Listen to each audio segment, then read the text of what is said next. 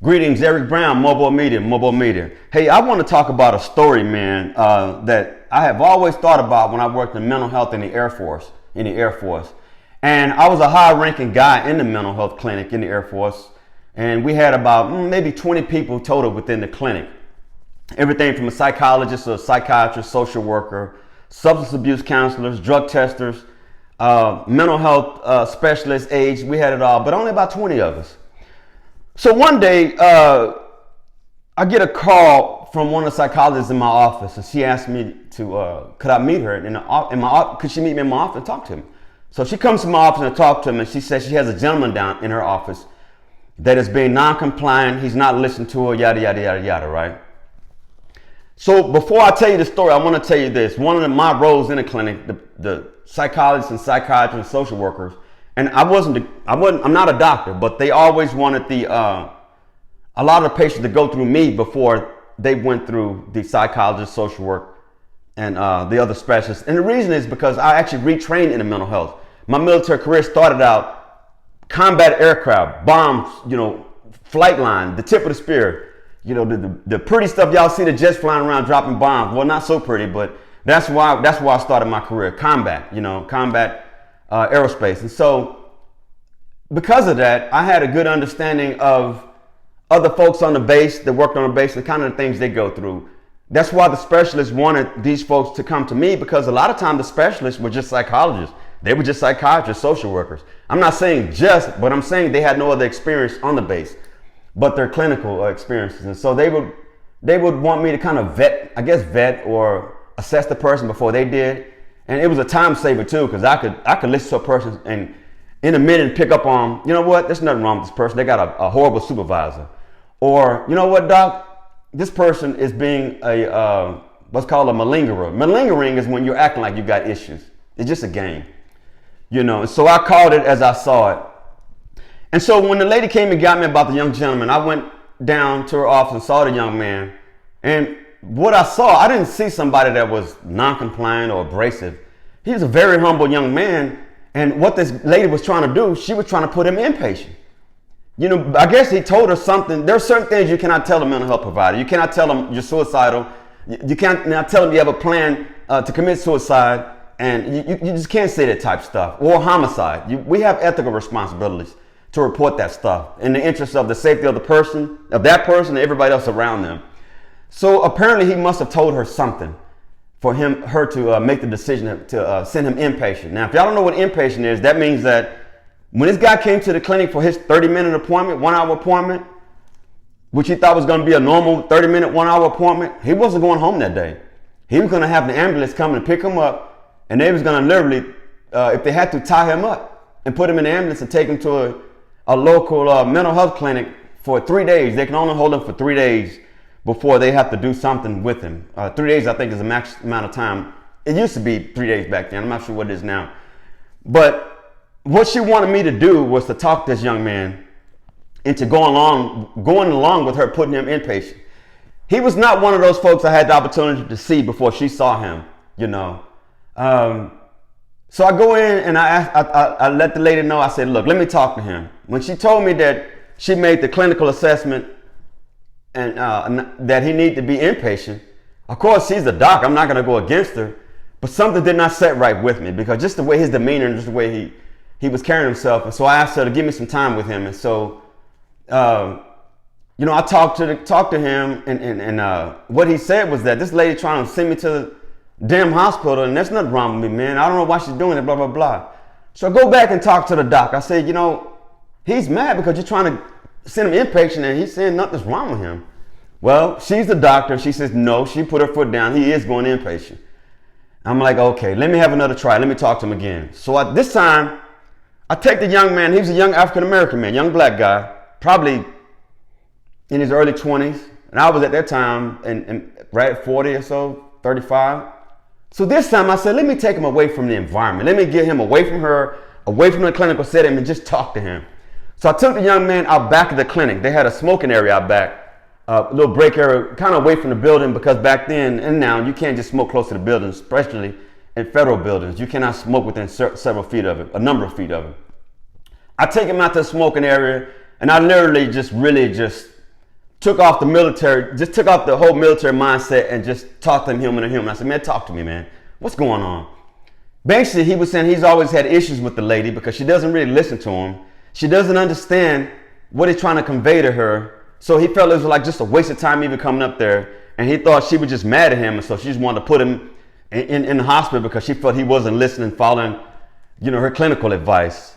Now, this delved into something a little deeper because as an African American, and you have this middle-aged white woman in there, and this is not racial by any stretch of the imagination. This is just reality.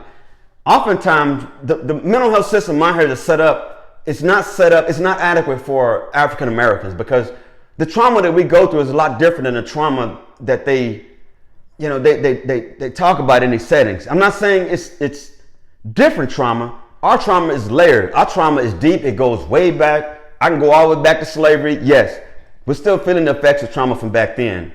And so when the guy told me that, when the young man told me that, I was like, now I got the other side of the story. She's not understanding. So I go back, talk to the lady again. She's adamant. She's saying, if he doesn't go inpatient, they're going to tie him up with an ambulance. She's going to order them to tie him up. So now I go down and I plead with the kid. I say, man, look, I tried everything. I don't know what you told this lady. I don't know what the deal is. But at this point, my hands are tied because she's the clinician. All I can do is try to work with her and try to at least, ask her to have a little bit more humanity than that, have a little more dignity. And I got the young man's attention. He actually trusted in me. And I said, man, just let them take you, man. Because I said, dude, I don't want to see them. I said, because if they get here, they're going to manhandle you, man. They're going to manhandle you. They're going to call the cops. And they're going to probably throw you on the ground and tie you up, just like do mental health patients who are having a psychotic break or something. And they're going to haul you off, man. So just comply with the lady and just walk and go inpatient. Let them, and somebody was going to drive him inpatient, if he was going to agree to go. So he agreed to it. Like I told him, I didn't want to see him thrown to the ground, all that other stuff. I didn't think it was to that level. So he agreed to go inpatient and because of what the lady said. Here's where it took a crazy turn.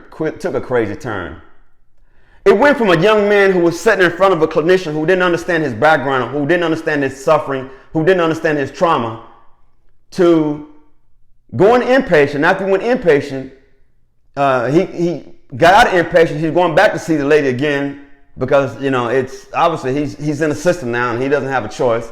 Well, she decides to put him on medication, psychotropic medication. And if any of y'all know psychotropic medication, psychotic medication, some of that stuff is powerful, man. And some of that stuff is powerful. And some of these clinicians don't know what the hell they're doing. Oftentimes they'll give you a medicine to see if it works. They don't know. They'll give me this medicine to see if it works. They don't know. That's why they call it medication management. You go in there and they'll ask you, well, how's the medication going? You getting any sleep? Doing this, you have any side effects? Yes, doc, I'm not sleeping, I'm having side effects. Okay, let's try you on this other medication. And don't get me started on that part about the relationship between clinicians and pharmacy folks, because that is disgusting. But that's for another subject. So they put him on this medication. They put this kid on this medication. And about a week and a half goes by. We get a call in the clinic from emergency call, man. Emergency call from the cops, higher headquarters leadership. Long story short, what happened was this kid was in his house. They put him on this powerful ass medication. A kid who otherwise had nothing wrong with him. He just needed somebody to listen to him, to understand what he was going through. They put him on his medication. I be damned, this kid is in the middle of his house, in his apartment, with a gun. I'm not kidding you.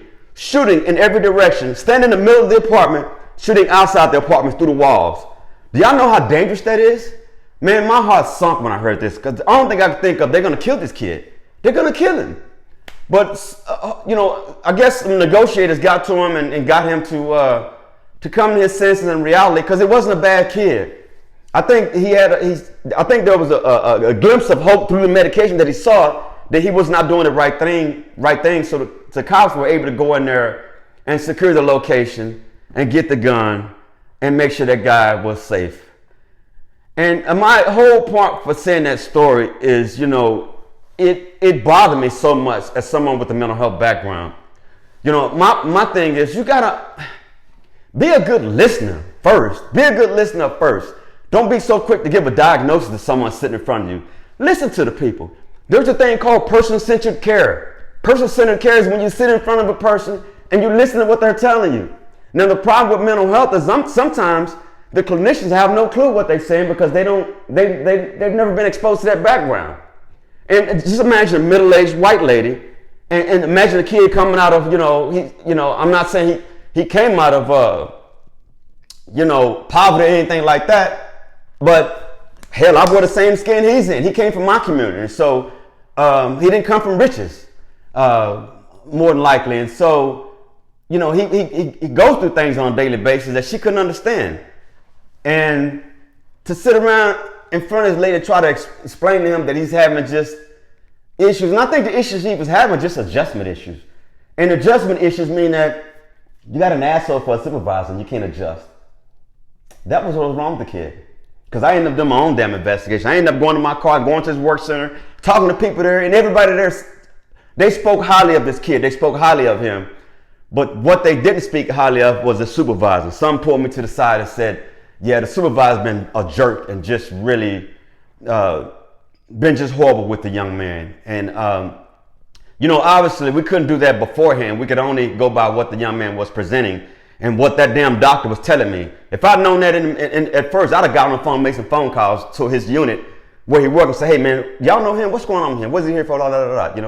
I probably would have been able to save this kid. But long story short, they ended up kicking this kid out of the military. Kicking out of the military because a failure to adjust is what they said. It's sad. It hurt me to my heart that I actually collaborated with this damn lady to get this kid kicked out. Unbeknownst to me, I didn't know I was collaborating with this crazy thing she was doing. And in all fairness to her, I don't think she intended to do harm to him. But if you have someone sitting in front of you that only knows half the story, that only knows half of who you are and can't even connect with you, then you probably are doing harm to the person if you're talking about you're helping the person. There's a thing called cultural competence. Cultural competence. Google it. Read about it. It's understanding cultures and not just understanding the fact I'm a black guy.